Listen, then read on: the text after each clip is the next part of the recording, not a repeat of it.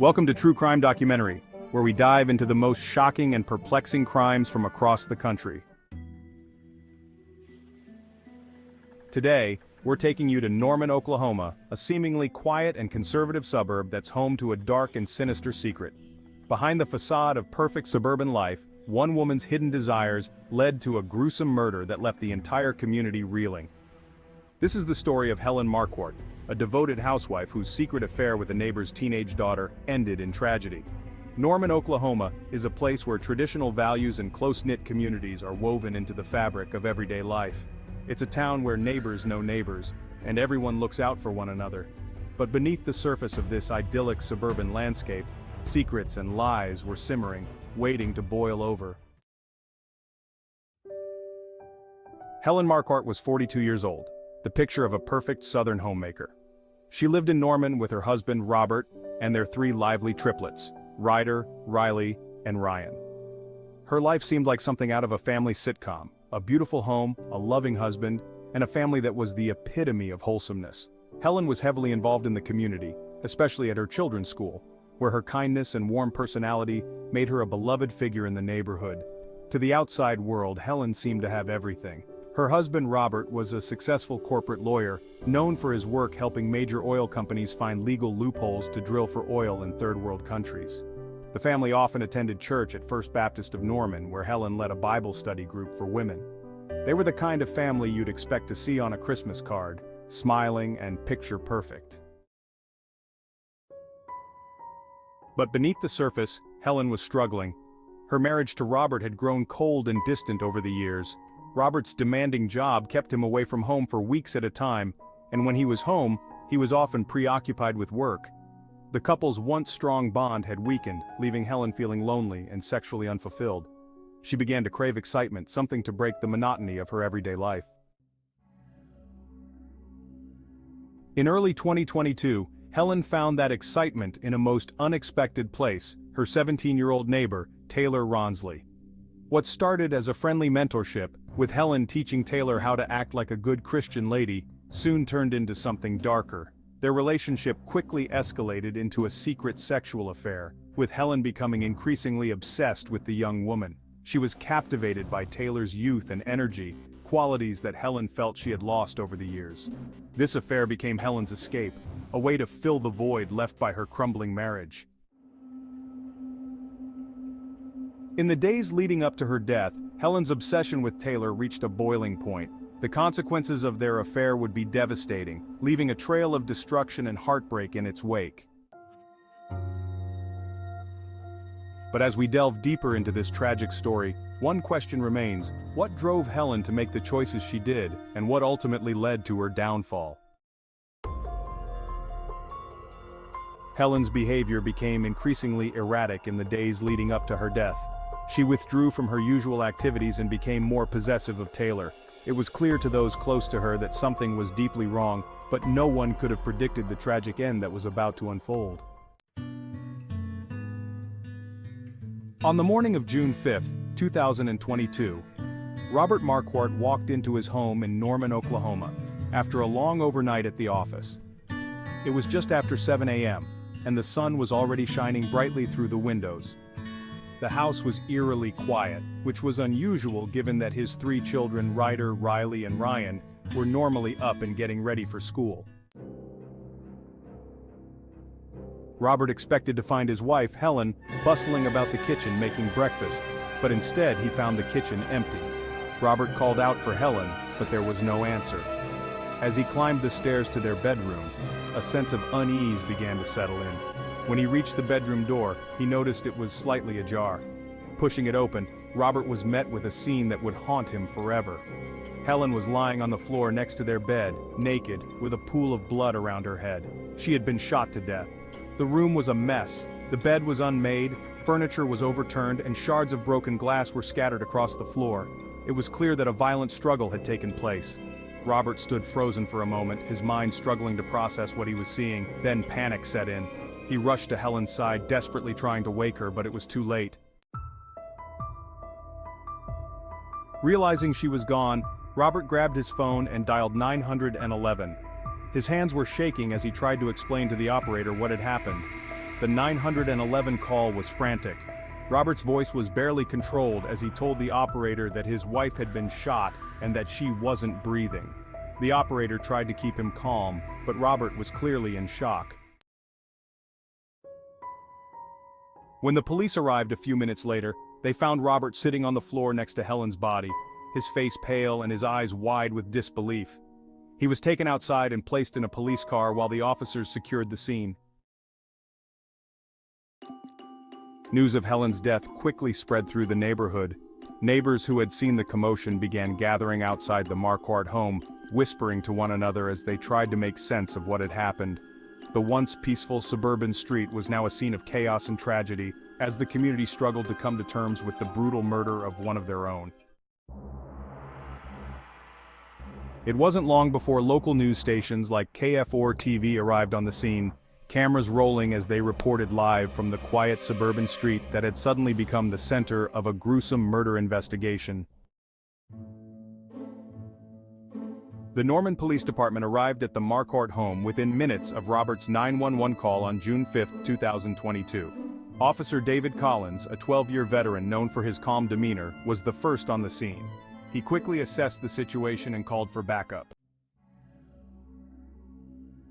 The quiet suburban street was soon filled with police cars, their lights flashing red and blue, cutting through the early morning calm.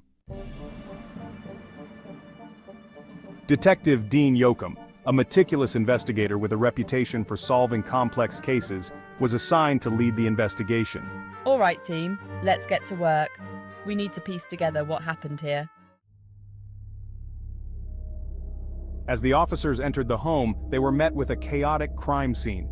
The bedroom was in complete disarray, the bed was unmade, the mattress was askew, and several pieces of furniture had been knocked over. The broken glass on the floor suggested a struggle had taken place. Helen Marquart's lifeless body lay on the floor next to the bed, a gunshot wound to her head the apparent cause of death. Blood had pooled around her, staining the beige carpet a deep red. Detective Yoakum surveyed the scene with a practiced eye, noticing the position of Helen's body and the nearby objects, making mental notes of everything. The scene told a story of desperation and violence. Helen's face showed signs of a struggle, with bruises visible on her arms and legs. The crime scene indicated that Helen had fought hard against her attacker. The murder weapon, a small handgun, was found on the floor near Helen's body. It was quickly bagged as evidence, along with the shards of glass and several other items from the room. Forensic specialists, dressed in white coveralls, methodically combed through the bedroom, dusting for fingerprints and taking samples of the bloodstains.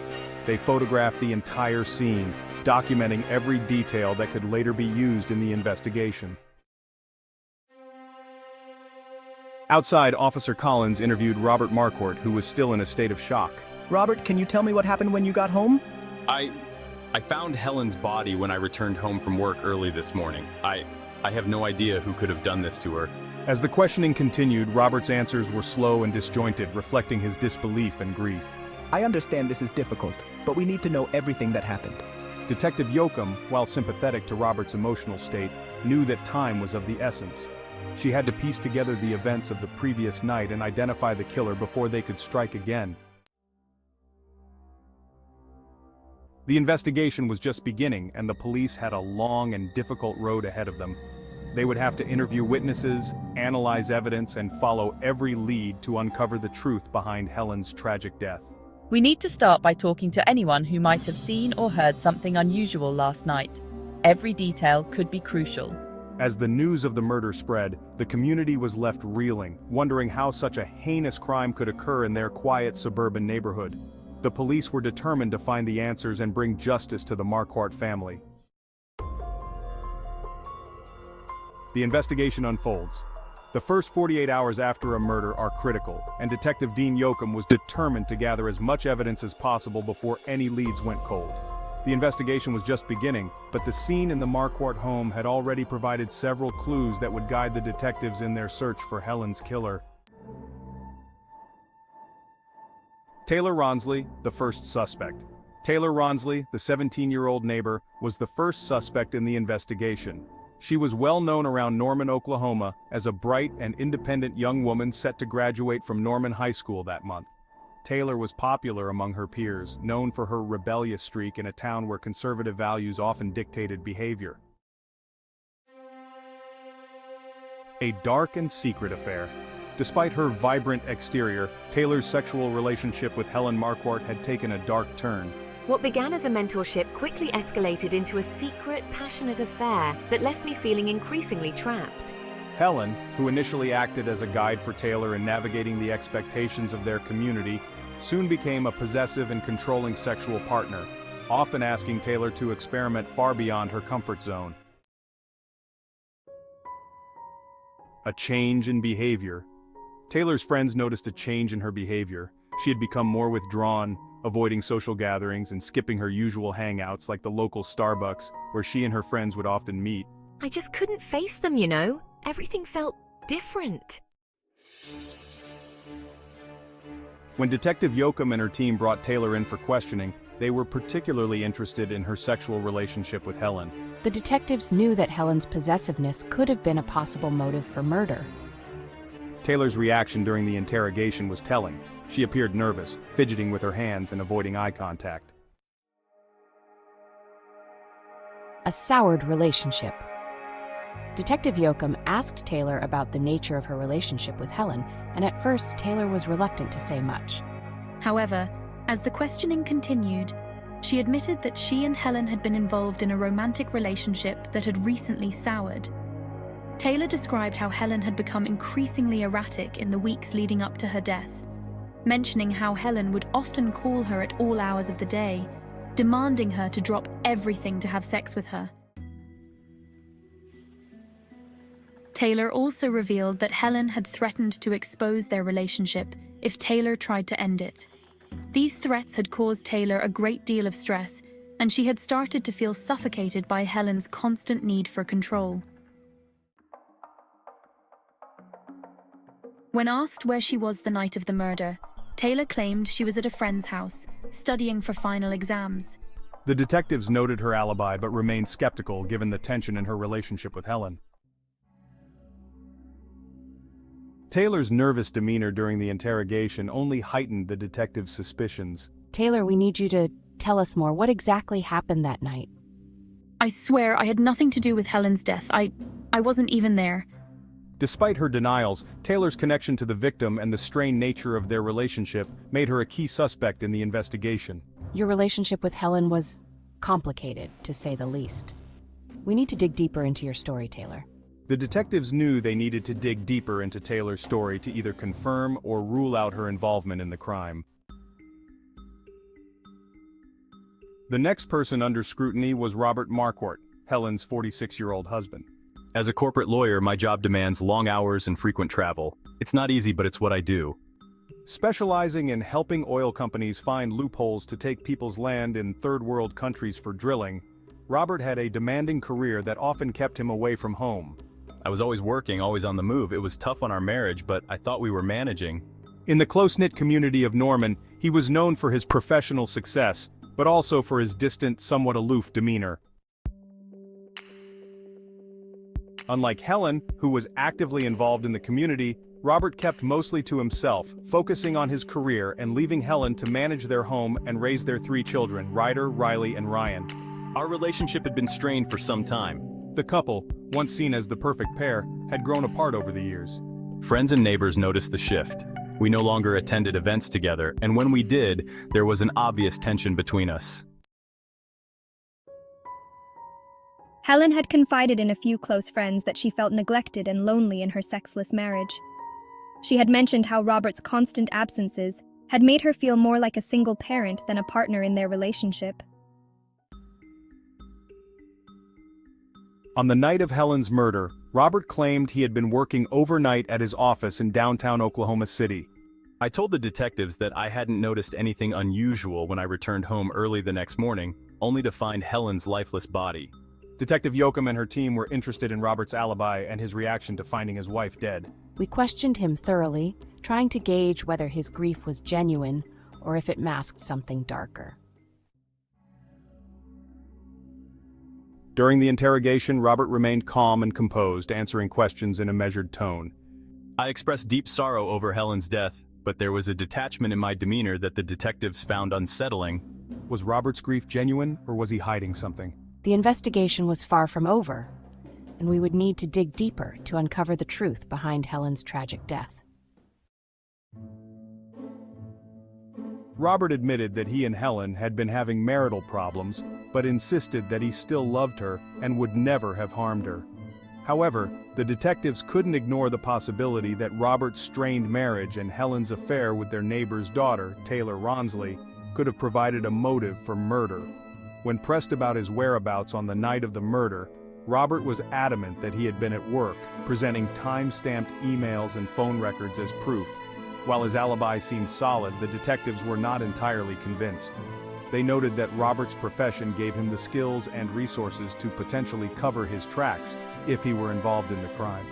Despite his calm demeanor, Robert's strained marriage and the coldness in his relationship with Helen kept him firmly in the spotlight of the investigation. The third suspect in the investigation was Karen Ronsley, Taylor's 42-year-old mother. Karen was a single mother who worked long hours as a nurse at Norman Regional Hospital. She was known for her dedication to her job, often working double shifts to make ends meet and provide for Taylor. Despite her busy schedule, Karen had a reputation for being a strong, no-nonsense woman who cared deeply for her daughter. Karen and Helen Marquart had been friends for several years. Their friendship initially built on shared experiences as mothers and homemakers. However, as time passed, Karen began to notice changes in her daughter's behavior. Taylor had become more secretive, and her once close relationship with her mother seemed to be slipping away. Karen suspected that something was going on between Taylor and Helen, but she wasn't sure what. A few days before Helen's murder, Karen confronted Helen about her suspicions. The two had a heated argument in Helen's driveway, where Karen demanded that Helen stop having sex with her daughter. Karen was protective of Taylor and didn't like the idea of her daughter being involved in anything that could harm her future. The confrontation left both women angry, and Karen left the encounter feeling uneasy. When Detective Dwayne Yoakum and her team brought Karen in for questioning, they were aware of the argument she had with Helen. The detectives asked Karen about her relationship with Helen and why she had confronted her. Karen, who was usually composed, showed signs of stress during the interrogation. She admitted that she had argued with Helen but denied having anything to do with her death. She explained that she was concerned about Taylor's well-being and only wanted to protect her daughter from getting hurt. The detectives were intrigued by Karen's motives and wondered if her protective instincts had driven her to take drastic action. The detectives pressed Karen about her whereabouts on the night of the murder. Karen stated that she had been working a night shift at the hospital and had clocked out just before midnight. She provided time-stamped records from the hospital's timekeeping system to support her alibi. Despite her strong alibi, the detectives couldn't ignore the intensity of the argument she'd had with Helen and the fact that she lived so close to the crime scene. Karen's protective nature and her proximity to the Marquart home kept her on the detectives' radar. They continued to investigate her involvement, looking for any possible link between her argument with Helen and the events that led to Helen's murder. While Karen maintained her innocence, the detectives knew they couldn't rule her out just yet. On June 12, 2022, just as the summer heat began to settle over Norman, Oklahoma, a breakthrough in the case emerged. It was mid-morning, around 10 a.m., when Detective Dwayne Yoakum received a call from a technician at a local electronics repair shop, Tech Fix, located on Main Street. The technician had been working on a malfunctioning home security system, brought in by a customer when he stumbled upon something unusual. Several hidden video files stored within the system's memory contained footage that had been recorded in the Marquart home, specifically in the master bedroom where Helen Marquart's body had been found. The technician, realizing the significance of what he had discovered, immediately contacted the police. Detective Yoakum and her team quickly arrived at Tech Fix to review the footage. The videos, which were dated over several months leading up to the murder, provided chilling evidence. The recordings revealed Helen engaging in a sexual relationship with Taylor Ronsley. What was more disturbing, however, was that it became clear Helen had been the one secretly filming their sexual encounters, likely without Taylor's knowledge. The videos not only confirmed the illicit affair, but also showed the increasing tension between Helen and Taylor.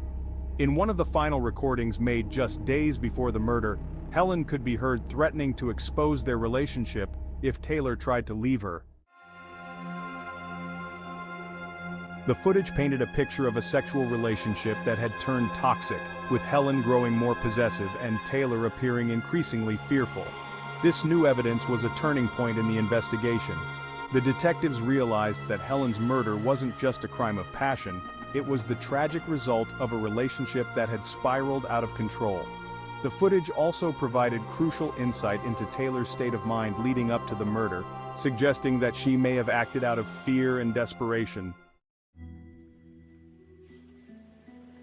With this new evidence in hand, Detective Yoakum and her team returned to the Marquart home to search for the hidden cameras that had captured the footage.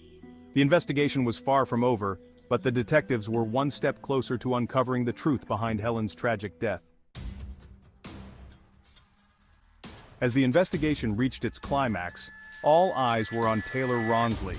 The hidden footage discovered in Helen Marquart's home provided the detectives with critical evidence that pointed directly to her.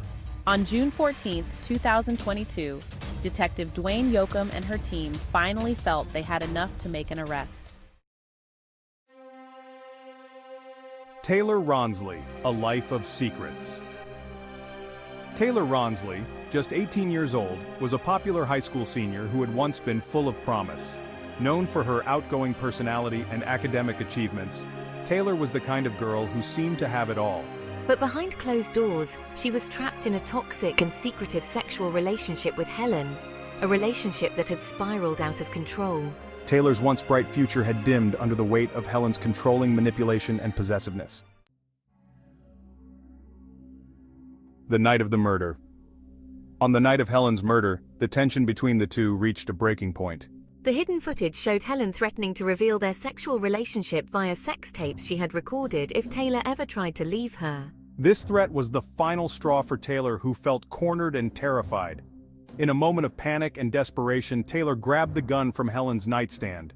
The crime scene, with its overturned furniture and broken glass, told the story of a fierce struggle that had ended in tragedy. Detective Yoakum, now confident in her case, moved quickly. At 3 p.m. on June 14th, the police arrived at the Ronsley home. Taylor was inside, sitting on the living room couch with her mother, Karen. The officers calmly explained the situation and placed Taylor under arrest for the murder of Helen Marquart. Taylor, visibly shaken, didn't resist. She seemed almost relieved, as if the weight of her secret was finally being lifted. Karen, on the other hand, was in shock. She had no idea that her daughter had been involved in such a dangerous relationship, and the reality of the situation left her speechless. The investigation had finally come to an end, and justice would be served for Helen Marquart's tragic death. But the case would also serve as a reminder of the devastating consequences of toxic relationships and the importance of seeking help when needed. The arrest of Taylor Ronsley sent shock waves through the community. Helen's family, especially her husband Robert and their 3 children, were devastated by the news. Robert had suspected that something was wrong in his marriage, but he never imagined it would end in such a horrific way. The Marquart family, once seen as the epitome of suburban success, was now shattered. The toxic relationship revealed. In the days that followed, more details about the toxic sexual relationship between Helen and Taylor came to light, painting a complex picture of emotional abuse and desperation. The community, which had initially seen Taylor as a promising young woman, began to view her actions through a different lens, one that took into account the psychological torment she had endured. The trial of Taylor Ronsley. Taylor's arrest marked the beginning of a long legal process, one that would force everyone involved to confront the dark truths that had been hidden beneath the surface of their seemingly perfect lives. The trial of Taylor Ronsley began in late November 2022, capturing the attention of the entire Norman, Oklahoma community. The courtroom was packed with spectators and media, all eager to see how the case would unfold. The prosecution's case. The prosecution, led by District Attorney Mark Peters, a 50-year-old seasoned lawyer with a reputation for being tough but fair, argued that Taylor had committed cold-blooded murder. Peters painted a picture of Taylor as a manipulative young woman who, when faced with the possibility of losing control over her secret affair with Helen Marquart, chose to end Helen's life rather than face the consequences. The defense's case. Taylor's defense attorney, Lisa Green-Troller, a 38-year-old known for her passionate advocacy for young clients, took a different approach. Green-Troller argued that Taylor was a victim of Helen's emotional and psychological manipulation. She presented evidence from the hidden videos, showing how Helen had increasingly pressured and threatened Taylor, driving her to the brink of despair. Green-Troller contended that Taylor's actions, while tragic, were the result of intense fear and a sense of having no way out. She pleaded with the jury to consider the torment Taylor had endured in the months leading up to the murder. The trial was emotionally charged, especially for Helen's family, who were forced to relive the tragedy of her death. The jury was tasked with weighing the evidence and deciding whether Taylor was a cold-blooded killer or a victim of circumstance. As the trial progressed, the community held its breath, waiting for the verdict that would bring closure to this tragic case. After several days of testimony and arguments, the jury reached a verdict on November 29, 2022. Taylor Ronsley was found guilty of manslaughter, not murder. The jury, influenced by the evidence of Helen's manipulation and Taylor's psychological state, chose to convict her on a lesser charge. The judge sentenced Taylor to 10 years in prison, with the possibility of parole after 5 years. The sentence was met with mixed reactions. Helen's family felt the punishment was too lenient, struggling to reconcile the woman they knew with the secret life that had led to her death. Meanwhile, some in the community sympathized with Taylor, recognizing the difficult circumstances that had driven her to commit the crime. The trial's conclusion left many in Norman reflecting on the hidden struggles that can exist behind closed doors and the tragic consequences they can bring. In the aftermath of the trial, the lives of everyone involved were profoundly changed. Taylor Ronsley began serving her sentence at the Mabel Bassett Correctional Center, a women's prison in McLeod, Oklahoma. At just 18 years old, her life had taken a tragic turn. Inside prison, Taylor enrolled in counseling and educational programs, trying to rebuild her life from the ruins of what it had become. Her once bright future, full of promise, now seemed uncertain as she faced the consequences of her actions. Helen Marquart's family struggled to move on from the tragedy that had torn their lives apart. Robert Marquart, who had once been a successful corporate lawyer, found it difficult to return to his high-powered career.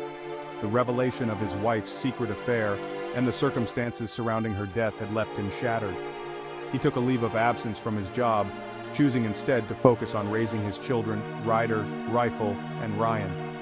The triplets, just 9 years old, had lost their mother in the most horrific way. The trial may have brought closure to the case, but for those involved, the healing process would be long and arduous. The memory of Helen Marquart's tragic death would linger, a reminder of the devastating consequences of secrets and lies. Robert did his best to shield his children from the details of the case, but the emotional scars ran deep.